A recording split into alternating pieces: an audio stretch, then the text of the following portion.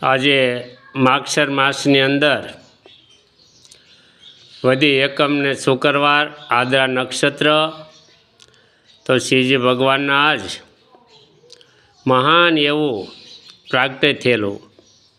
જ્યારે બ્રહ્મા વિષ્ણુને વાદ વિવાદ થયેલો, હું મોટો કે તું મોટો અથવા હું નાનો, હું મોટો, આ રીતે જ્યારે વાદ વિવાદ થયો ત્યારે ભગવાન સ્તંભની અંદર પ્રગટ થઈ અને બંનેની વચ્ચે વાદ વિવાદના કારણે ત્યાં ભગવાન પ્રગટ થયેલા. ત્યારે પ્રાગટ્ય થયેલું. ત્યારે માગસર માસની અંદર આદ્રા નક્ષત્ર હતું અને તે દિવસે ભગવાન સદાશિવનું બ્રહ્મા વિષ્ણુએ સ્તુતિ કરી અને ખૂબ ખૂબ ધ્યાન ધરીને ભગવાનની સેવા પૂજા અર્ચન કરીને તે દિવસથી મહાન આ સમય ચાલ્યો આવે છે.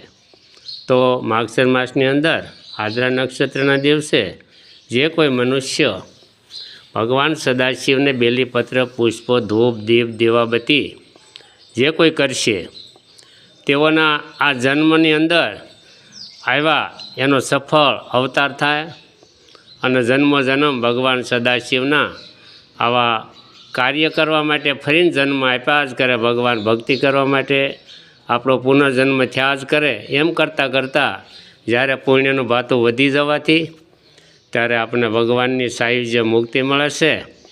તો અત્યારે ભગવાનના સાનિધ્યનું આપણને મુક્તિ કહેવાય. સાનિધ્યની અંદર આપણે ભગવાન જે પૂજા અર્ચના કરીએ છીએ તે ભગવાન સદાશિવના આજના દિવસની પૂજાનું ખૂબ માધ્યમ છે, અતિશય માધ્યમ છે. 100 શિવરાત્રિના વ્રત કરવાથી જે પુણ્ય મળે છે આપણે માસની અંદર 14ના જે દિવસના ભાગની શિવરાત્રિ આવતી હોય તે શિવરાત્રિનું જે કંઈ આપણે પૂજન અર્ચન ભક્તિ ઉપવાસ કરીએ છીએ તેના જેટલું જ આજના દિવસનું પુણ્ય છે.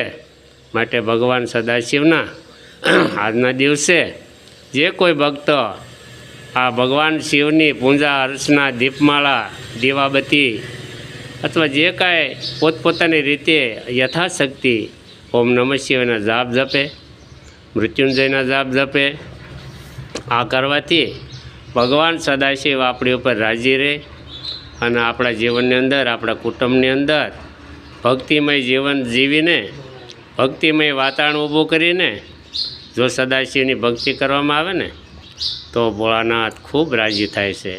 અને બેલીપત્રો ચડાવવાથી, પુષ્પો ચડાવવાથી, ધૂપ અને દીપથી સદાશિવ રાજી રહે છે.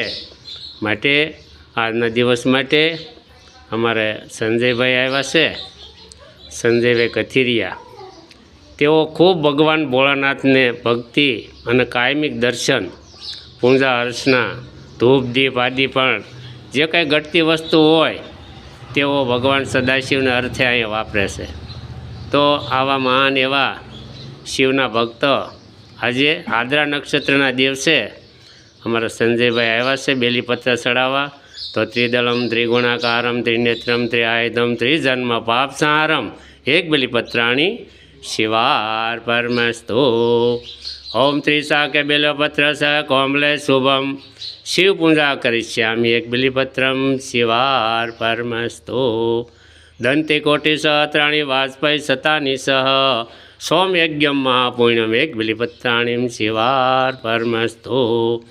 ઓમ ત્રિદલમ ત્રિગુણાકારમ ત્રિનેત્રમ ત્રિઆયુધમ ત્રિજન્મ પાપ સંહારમ એક બેલીપત્રાણીમ શિવાર પરમસ્તુ.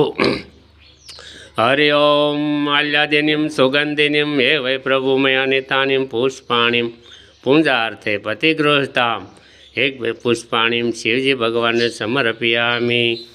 નાનું બેલીપત્ર છે તો ઓલા ભગવાન નાની લિંગ છે ને શિવની સલિત લિંગ કે જે આપણે ક્યારે પણ બહાર પૂજા અર્ચના લેવી હોય તો ભગવાન સદાશિવના આપણે બહાર મૂકીએ ગઈ માટે એને સલિત લિંગ કહેવામાં આવે. ચડાઈ દો.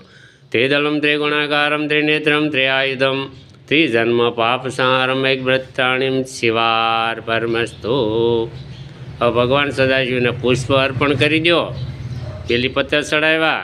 હવે આપણે પછી આરતી કરીશું અને ભોળાનાથને ખૂબ રીઝવશું અને પૂજા અર્ચના કરવાથી જે ફળ મળે છે તે મહાન અતિશય ફળ મળે છે. આજના દિવસનું આ પુણ્ય ભગવાન સદાશિવનું પ્રાર્થના અરસા પૂજન કરીને અમારા સંજયભાઈ આજે ધન્ય પામ્યા છે. તેઓને ભગવાન સદાશિવ કાયમ આવી ભક્તિ આપતા રહે તેવી અભ્યર્થના સાથે હું વિરમું છું.